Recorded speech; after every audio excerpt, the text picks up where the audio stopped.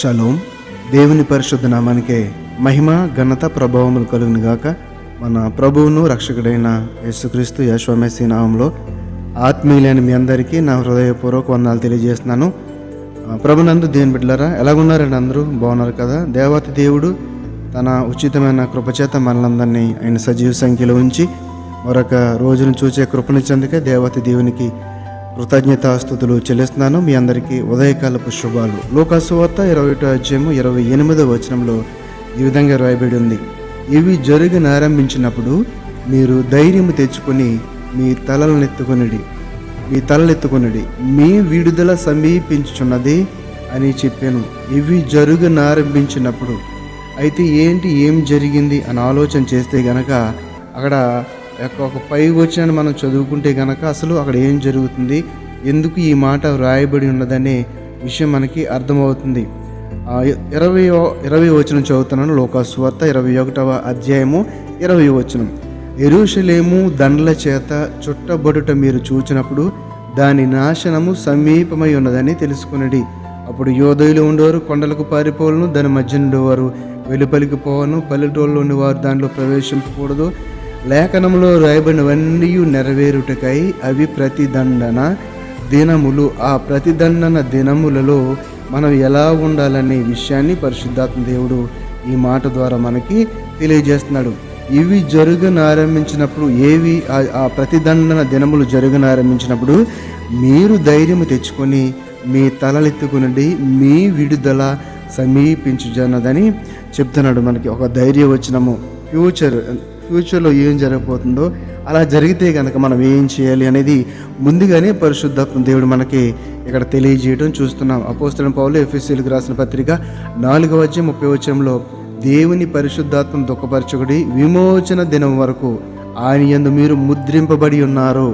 ఈ మధ్యకాలంలో ఎన్ని శోధనలు వేదనలు వచ్చినా కూడా మనం దేవుని దూషించకూడదు. మనము ఇక్కడ పై వచనంలో చెప్పినట్లుగా మీరు ధైర్యం తెచ్చుకుని మీ తలలెత్తుకుని మీ విడుదల సమీపించిన ధైర్యం అనేది చాలా ముఖ్యం. ఒక్కసారి దేవుని నమ్ముకుంటే కనుక ఆయన యొక్క మహిమ మనకు తెలుసు, ఆయన యొక్క ఘనత తెలుసు, ఆయన ప్రభావం తెలుసు, ఆయన చేసిన అద్భుతాలు ఆశ్చర్యకార్యాలు, ఆయన చేసిన ఈ సృష్టి అంతా కూడా మనకు తెలుసు.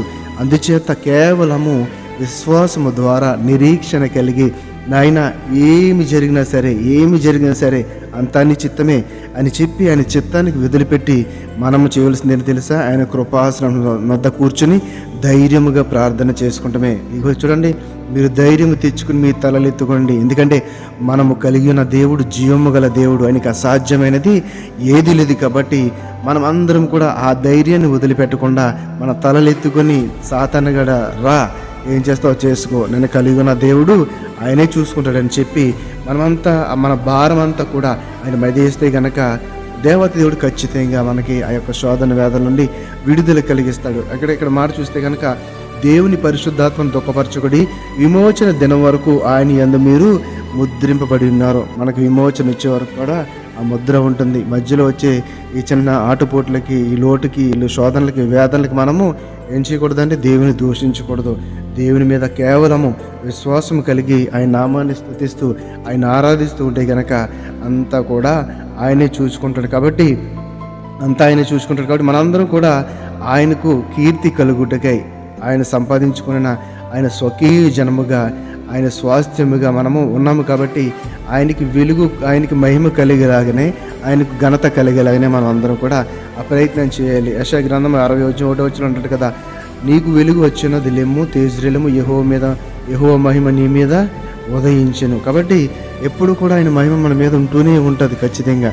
అయితే మనం వేసే ఈ చిల్లర వేషాలకి, ఈ యొక్క అల్లరి పనులకి దేవుడు ఒకసారి పరీక్ష పెడుతూ ఉంటాడనే విషయాన్ని మనము గుర్తుంచుకోవాలి ఖచ్చితంగా. అలా గుర్తుంచుకుంటే కనుక ఆ శోధన వచ్చినప్పుడు మనల్ని మనము ఆత్మ విమర్శ చేసుకునే అవకాశం కలుగుతుంది. మనల్ని మనము విమర్శించుకుంటే కనుక, మనము క్వశ్చన్ చేసుకుంటే కనుక ఎలాగుంది లైఫ్, శోధన ఎందుకు వచ్చింది, ఏం చేస్తున్నావు, ఏం జరిగింది, ఏం చేశాను అసలు అని ఆలోచించుకుంటే మనం ఏం చేస్తామో ఖచ్చితంగా మనకి జవాబు దొరుకుతుంది. దానికి ప్రతిఫలంగా మనము ఏమి తీసుకోవాలో, ఏ చక్కని ఆలోచన తీసుకోవాలో, ఇంకా దేవుని ఎలా స్తుతించాలనే మంచి విషయాలన్నీ కూడా మనమే తెలుసుకోగలుగుతాం. ఎప్పుడంటే మనము ఆత్మ విమర్శ చేసుకుంటే పాపం నుండి విడుదల పొందగలుగుతాం, దేవునికి అతి సమీపంగా మనము వెళ్ళగలుగుతాం. కాబట్టి నా ప్రభునందు ప్రియమైన సహోదరులరా, ఈ యొక్క ఈ మాటలోని ఒక అర్థంను మనం గ్రహించి ముద్రింపబడిన వారముగా, ఆయన సందులో ముద్రింపబడిన వారముగా, ఆయన రక్తం చేత ఆయన వెలకట్టి కొనబడిన వారముగా, ఆయన నామానికి విలువలిస్తూ, ఆయన నామాన్ని గణపరుస్తూ, ఆయన స్తుతిస్తూ కూడా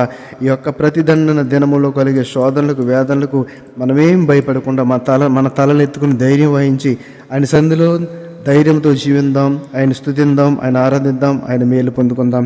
ఈ మాట ద్వారా దేవాతి దేవుడు మన ఆత్మలను బలపరిచి స్థిరపరచును గాక. ఆమేన్. పరిశుద్ధుడ మహోన్నతుడ మమ్మల్ని కన్న తండ్రి, నీ పరిశుద్ధమైన నామానికి వందనాలు, స్తుతులు, స్తోత్రాలు చెల్లించుకుంటున్నాం నాయనా. తండ్రి, ఈ యొక్క ఉదయకాల శ్రమలో నీ మాట ద్వారా మమ్మల్ని అందరినీ బలపరిచారు, మాకు ధైర్యాన్ని ఇచ్చారు ప్రభువా. అవును తండ్రి, ఆయన అనేకమైన సమయాల్లో మనకు వస్తున్న ఈ శోధనలకు తండ్రి ప్రభువా భయపడవద్దని తలలెత్తుకుని ధైర్యం వహించి నాయన నీ మీద ఆధారపడాలని, నిన్ను కలిగినందుకు మేము గర్వపడాలని నాయన మాతో మాట్లాడేందుకు వందనాలు, స్తోత్రాలు చెల్లించుకుంటూ ఎవరైతే నాయన భయముతో, పిరికితనంతో నాయన భయపడుతూ బ్రతుకుతున్నారో వారందరికీ నీ ధైర్యం దయచేయమని తండ్రి, నాయన నీ రక్షణలో బలము దయచేయమని తండ్రి ప్రభువా. వారు పడుతున్న శోధన వేదన విడుదల కలిగించి నెమ్మది దయచేయమని నజరేయుడైన యేసు మెస్సీ నామములో ప్రార్థన అడిగి వేడుకొనుచున్నాము తండ్రి. ఆమేన్, ఆమేన్. షలోం. అందరికీ వందనాలు. షలోం.